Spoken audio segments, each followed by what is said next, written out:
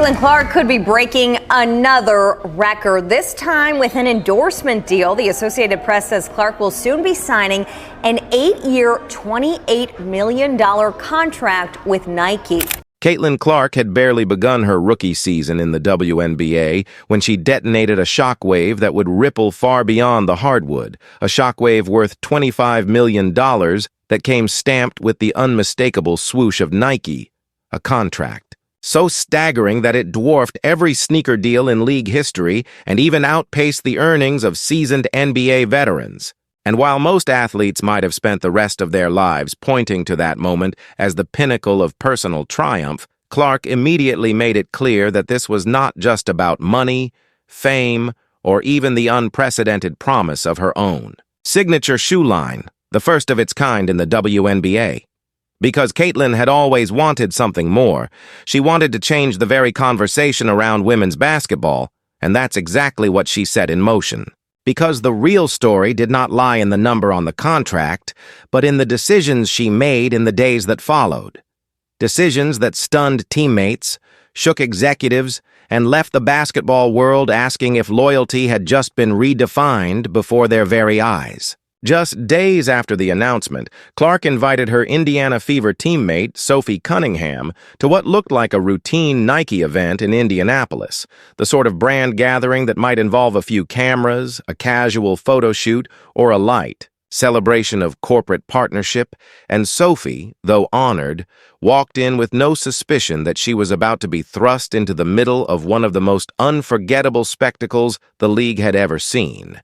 A moment that would elevate her, from quiet enforcer to symbol of solidarity. The room went dark, lights dimmed, and on the giant screen a film began to play.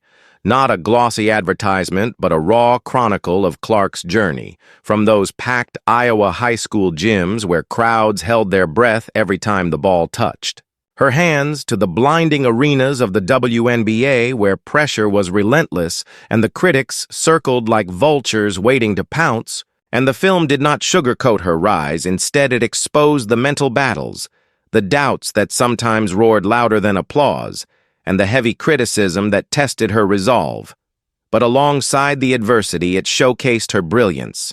The buzzer beaters that electrified audiences, the records that kept falling, and the unwavering circle of family, coaches, and teammates who steadied her when the outside noise grew deafening. As the final clip faded, the air in the room practically vibrated, and then Nike officials stepped forward holding something reserved for legends, not rookies, a gold-stitched jersey, a symbolic crown meant to place Caitlin on the throne of superstardom, and everyone in attendance expected her to step forward, bask in the spotlight, and accept her coronation. But Clark had other plans, because instead of slipping into that jersey and claiming the moment as hers alone, she turned toward Sophie Cunningham, looked her directly in the eye, and with a steady voice delivered words that carried the weight of conviction. "This isn't just for me. This is for every woman who shows up, fights hard, and protects her team."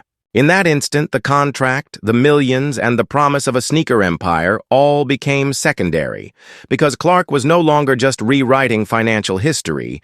She was redefining what loyalty and leadership could look like in professional sports, and the crowd felt the magnitude of it. A shift from individual triumph to collective empowerment that echoed louder than any applause. But Caitlin was not finished.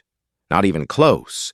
Because moments later, another Nike representative stepped forward with a sleek black box that instantly captured the attention of the room. And when the lid was lifted, everyone gasped, because inside sat a pair of custom player edition sneakers dressed in the Indiana Fever's red and yellow, and stitched boldly on the heel were 3 unmistakable words: "No backing down." Mantra, a declaration, a challenge to the entire league. And Sophie Cunningham, staring at the sneakers, looked stunned, already speechless at the unexpected spotlight, because for a role player like her, such recognition was rare and often unattainable.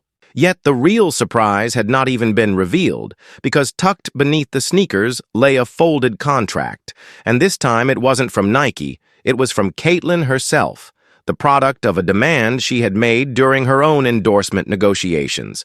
A demand that Nike includes Sophie under its umbrella. A demand that no rookie in history had ever dared to make, and here it was in writing. Sophie's own deal, her own seat at the table, carved out not by corporate generosity but by the deliberate leverage of her teammates' star power. The room froze, jaws dropped. Seasoned insiders who thought they had seen everything in sports sponsorships now left stunned, because Clark had done what few professional athletes ever attempt.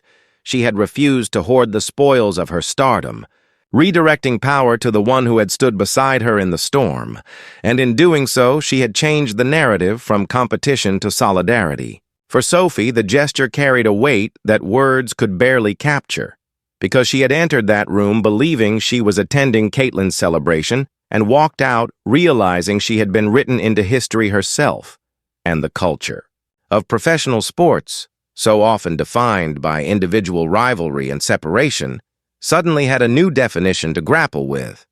Caitlin Clark had reminded everyone that true greatness is not measured by headlines or dollar figures, but by the choices you make when the spotlight is yours, and in an era where superstardom usually demands that the glow shine on one person. Alone, Clark deliberately shared it, unapologetically, with quiet defiance that spoke louder than any press release. The question lingered as the crowd tried to absorb what they had just witnessed. Was this move by Caitlin pure strategy, heartfelt sentiment, or the beginning of something far more profound? A cultural transformation that could reshape not just one career, but the future of the WNBA itself? Sophie Cunningham stood frozen in that room, her eyes wide, her breath caught. Because what had just unfolded before her was not a staged publicity stunt or some polished brand maneuver, but an act of raw, deliberate loyalty, and the tears that welled up were not rehearsed for cameras, but the kind carved from years of sacrifice finally illuminated in the brightest of lights. And while Sophie never sought recognition, Caitlin Clark had made sure she received it, reshaping in the process the very meaning of loyalty in professional basketball. And the question immediately began to echo through analysts, teammates, and even rivals. Why Sophie? Why would a rookie with the most groundbreaking Nike deal in WNBA history redirect the spotlight of her first major endorsement toward a teammate? And the answer, as it became clear, lay not in press releases or branding strategies, but in the unspoken battles that had been fought since Clark's first day in the league. Because when Caitlin stepped into the WNBA, she didn't walk onto a red carpet. She walked straight into a storm, the cameras following her every move, the critics circling like predators, the veterans testing her toughness at every turn with sharp words and bruising contact that bordered on hostility. And in that chaos, Sophie quietly emerged as her shield. The one body that consistently placed itself between Clark and the storm, the one player who absorbed fouls, took elbows, and sent the unspoken warning that if officials would not protect Caitlin, then she would. And though Sophie never broadcasted, her role on social media never demanded credit, never once chased applause. Caitlin noticed. Caitlin saw every hidden battle, every moment Sophie shouldered the blow so she could keep her focus locked on the basket. And when the stage grew larger than ever in that Nike event in Indianapolis, Caitlin decided the world would finally see it too. That was why beneath the sneakers was a contract. Real, binding, history-making, because never before in the WNBA had a rookie leveraged her own multi-million-dollar agreement to pull another player into the spotlight, and the impact reverberated. Instantly, younger teammates inside the Fever locker room watching wide-eyed as a living example of loyalty unfolded before them, veterans rethinking what influence truly meant in sports, even rival players admitting in private that this was the kind of recognition most never received in their entire careers. And what Caitlin had done stretched beyond sneakers, contracts, or even one teammate's career. It turned personal power into collective strength, proving that in a league where every inch of attention is contested, the truest form of influence is not measured by what you take, but by what you choose to give. And Nike, far from resisting Caitlin's demand, embraced it because they recognized brilliance.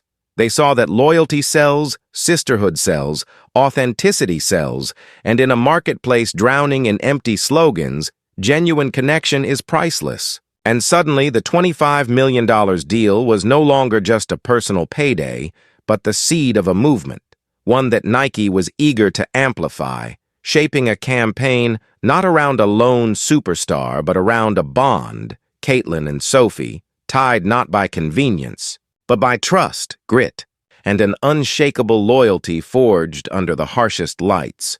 And the campaign's imagery reflected that: two players standing shoulder to shoulder, sneakers stitched with "no backing down," merchandise designed not just to sell shoes, but to sell a story. The story of solidarity in a sport too often framed by rivalry, and for the first time in WNBA history, a player's signature sneaker line would be directly tied to her teammates' endorsement, with the Sophie Cunningham editions, drenched in fever colors, standing not just as footwear but as a battle cry. But Caitlin's vision stretched far beyond marketing campaigns and highlight reels, because she began funneling her deal into something meant to outlive the headlines: a mentorship initiative for young girls in underfunded communities, athletes with raw talent but no proper courts, no coaches, often no safe spaces to even play. And this program would deliver gear, clinics, training at professional levels, and most importantly, personal guidance from WNBA athletes themselves, with Caitlin and Sophie planning to show up in person, not just in photos, because this was not charity for applause, but infrastructure for long-term impact. Proof that Clark's stardom was never about standing alone at the top, but pulling others up with her. And that is why Nike didn't just sign her, they bet their future on her. Yet even as the campaign gained momentum, another question began to burn beneath the surface. Had Caitlin always been this way, or was this bond with Sophie Cunningham the true key to her rise? And as the mystery deepened, fans and journalists alike began to trace back through her story, noticing how often Clark redirected the spotlight, how frequently she used interviews to praise a teammate's defensive stop or hustle rebound instead of her own shooting stats, how often she teased her teammates in playful TikToks to show chemistry that stretched beyond drills and games, how consistently she turned her star power outward instead of inward. And Sophie had been there reciprocating all along, stepping up to call out critics who tried to diminish Caitlin's influence, defending her bluntly and unwaveringly, moments that went viral not because of the words alone, but because of the conviction behind them. And together they built something larger than statistics, something more enduring than headlines, a foundation of loyalty and trust that was transforming not only their locker room, but the trajectory of the entire franchise. And the world began to take notice because when Sophie spoke of Caitlin, it didn't sound like scripted PR. It sounded raw, unfiltered, a teammate stepping into the storm to shield someone she believed in. And when Caitlin lifted Sophie after a breakout performance with a simple caption, "Dog," it carried weight far heavier than any stat line.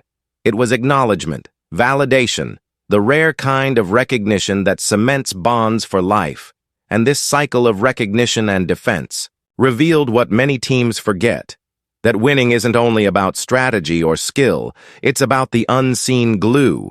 The trust that forms when players know their sacrifices won't go unnoticed, because talent may put points on the board, but trust wins titles. And in Indiana, that trust was being built in real time, possession by possession, comment by comment, gesture by gesture. For a Fever team still searching for rhythm, that bond between Caitlin and Sophie had become a lifeline, a steady pulse that reminded them the journey was bigger than any single game.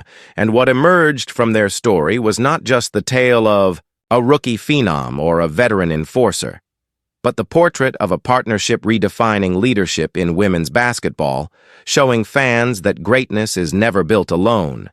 And as arenas filled, television ratings soared, and sponsors lined up. Fans craved not just dazzling performances, but authenticity, heart, and loyalty. And in Caitlin Clark and Sophie Cunningham, they saw all three shining at once, a living example that in an age obsessed with individual stardom, the true revolution might lie in solidarity. So the final question hangs over the WNBA, echoed in highlight shows, podcasts, and locker rooms. Has the bond between Caitlin Clark and Sophie Cunningham become the hidden force capable of reshaping the league itself? And if so, are we witnessing not just the rise of a superstar, but the dawn of a cultural shift that could define women's basketball for generations to come? Because greatness may draw headlines, but loyalty rewrites history.